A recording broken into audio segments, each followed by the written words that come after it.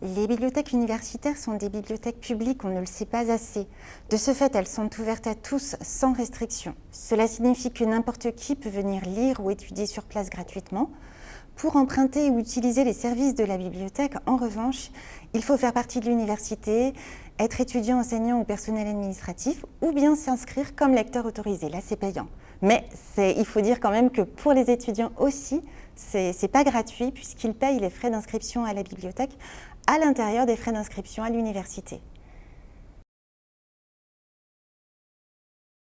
Alors, est-ce que nous avons plus de lecteurs extérieurs? Pas nécessairement des lecteurs payants comme dont je parlais auparavant, mais on a des lycéens qui viennent principalement au moment des révisions du bac. La bibliothèque suscite aussi beaucoup de visites de groupes de collégiens et de lycéens dans le cadre des Cordées de la réussite. On a des curieux, des personnes qui ont l'occasion de passer à la Citadelle et qui tiennent à visiter la bibliothèque. C'est vrai que ça fait plaisir. À l'occasion des animations que nous organisons, on a aussi plus de public extérieur et on est souvent sollicité pour des expositions, des événements culturels. Globalement, je dirais que ça bouge plus.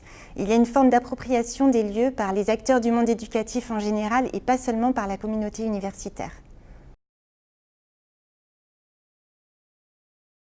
Les missions d'une BU sont forcément tournées en priorité vers le service à la communauté universitaire. Mais notre bibliothèque doit être aussi un centre de ressources pour tous ceux qui se forment et qui ont besoin de s'informer. Et à ce titre, nos collections ont vocation à compléter celles de la bibliothèque municipale. Le fait que la BU soit plus visible du fait du geste architectural de Renzo Piano est très positif. Je ne crois pas que les étudiants soient conscients de la volonté initiale des concepteurs du projet d'avoir un lieu plus ouvert sur l'extérieur. C'est d'ailleurs paradoxal pour une citadelle. En ce qui concerne les Amiénois, l'initiative est bien accueillie et suscite beaucoup de curiosité. Je pense que les lieux d'enseignement et de culture sont souvent ouverts sur l'extérieur, mais que cela ne se sait pas assez.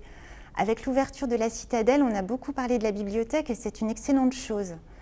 Est-ce que les lieux d'enseignement et de culture doivent forcément être ouverts sur l'extérieur? Notre volonté d'ouvrir la citadelle vers l'extérieur correspond aussi au fait que nous souhaitons mieux préparer les jeunes à ce qui les attend après le bac et réduire l'échec en première année de licence.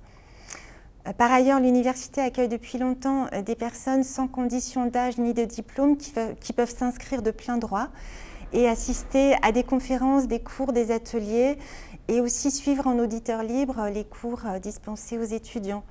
Cette ouverture est une chance pour l'université et pour la ville.